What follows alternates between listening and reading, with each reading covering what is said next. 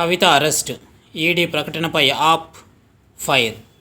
Liquor కేసులో BRS MLC కవిత అరెస్టుకు సంబంధించి ఎన్ఫోర్స్మెంట్ డైరెక్టరేట్ ఈడీ విడుదల చేసిన ప్రకటనపై ఆమ్ ఆద్మీ పార్టీ స్పందించింది.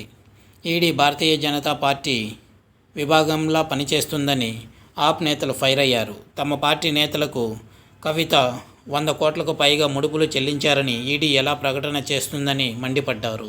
ఈడీ తటస్థంగా వ్యవహరించాల్సింది పోయి బీజేపీ విభాగంగా తయారైతే తప్పుడు ప్రకటనలు చేస్తోందని విమర్శించారు. తమ పార్టీ అధినేత సీఎం అరవింద్ కేజ్రీవాల్, మాజీ డిప్యూటీ సీఎం మనీష్ సిసోడియాల ప్రతిష్ఠ దెబ్బతీయడానికే ఈడీ తప్పుడు ప్రకటన విడుదల చేసిందని తెలిపారు.